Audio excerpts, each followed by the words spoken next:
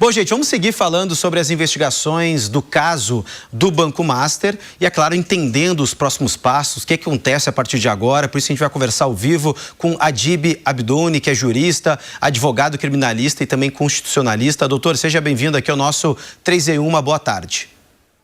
Boa tarde a todos. Bom, doutor, eu quero começar perguntando para o senhor, né? Claro, a gente acompanhou durante toda a semana passada a decisão do próprio STF, depois de uma reunião reservada, de afastar, tirar, né, Dias Toffoli da relatoria e nomear, né, por sorteio, o André Mendonça. Foi uma estratégia utilizada pela Suprema Corte para manter as provas que foram adquiridas ao longo deste inquérito e para evitar a nulidade dele. O senhor acredita que essa foi a melhor estratégia devido à complexidade e à sensibilidade deste inquérito? Eu entendo que eles deram uma saída jurídica interessante, até porque o Supremo Tribunal ele colocou até em dúvida a idoneidade de um dos ministros, né? Então, quando se coloca isso, não que eles não aceitaram uma suspensão, mas foi um caminho institucional que eles colocaram como uma busca daquela reserva de trazer para o público que existe uma isenção dentro do Supremo. Então, é interessante, foi importante para evitar uma nulidade, sim, processual, até para a alegação da defesa, porque as defesas elas vão alegar que há interesse, se houver algum benefício para um réu ou outro, aí pode ser fatalmente anulado toda a investigação. Doutor, o nosso comentarista Langani tem uma pergunta para o senhor. Doutor, em relação ao recebimento, ao aporte, né, do Fundo Arley para uma das empresas, para a empresa do ministro Toffoli de 35 milhões de reais, o problema seria apenas um conflito de interesse ético ou pode ser enquadrado em alguma coisa maior? Eu não posso afirmar impedimento de se realizar tecnicamente o caso concreto, mas existe o conceito fundamental, que é a aparência da imparcialidade.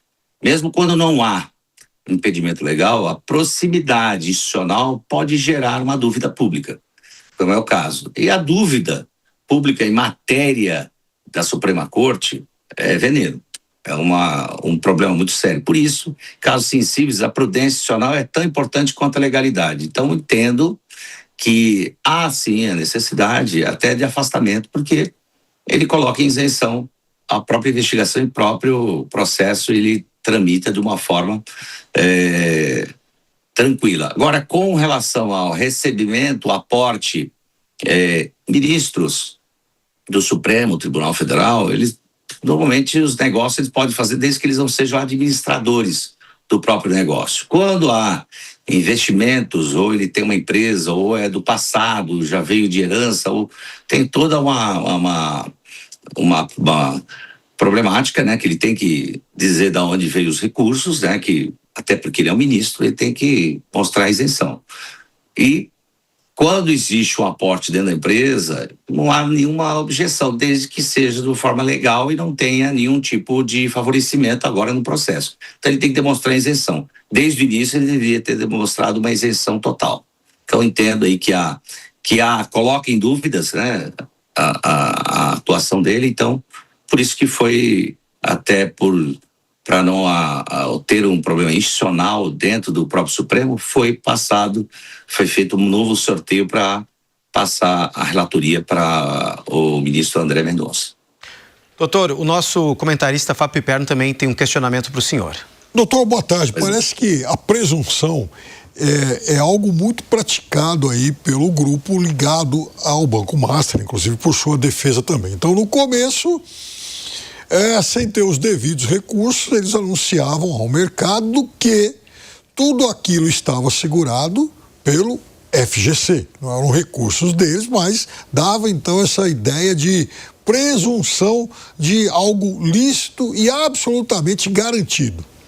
Agora, eles trabalham também com a presunção de que possa, de fato, lá na frente, haver brechas para se tentar a nulidade de toda essa investigação, esse processo. Eu gostaria de saber do senhor o seguinte: Se por acaso for constatado que alguém do STF tomou lá uma decisão que possa, de alguma forma, contrariar alguma norma do direito, a quem caberia rever esse possível erro e decretar, por exemplo, a nulidade desse processo?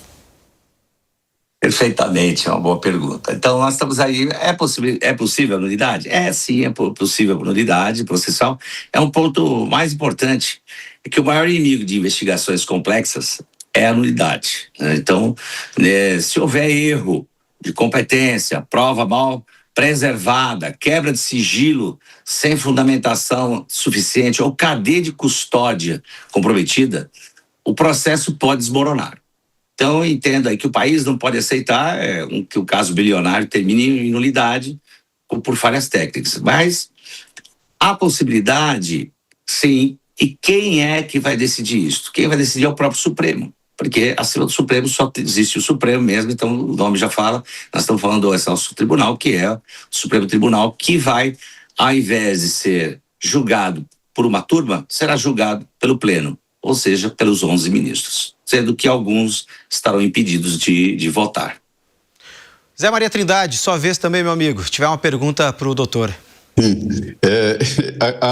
Piperno, há uma resposta extraoficial para a sua pergunta. Deus, só Deus pode mudar uma coisa do Supremo. Doutor, eu costumo dizer que as medidas tomadas aqui em Brasília, no Supremo Tribunal Federal, elas são replicadas pelas varas Brasil afora. É natural que seja assim, mesmo que não seja uma determinação oficial ou repercussão geral, como se diz no Supremo, os juízes tomam isso ali como parâmetro, né? O que se faz aqui, faz lá. Eu queria saber, porque aqui a gente escuta muita reclamação dos advogados em encontros, conversas, sobre a desvantagem que é lidar nos tribunais com um filho de um ministro do Supremo ou a mulher do ministro do Supremo numa disputa, né? Numa causa. Eu queria saber como os senhores advogados sentem isso no dia a dia nas varas regionais também. Perfeito.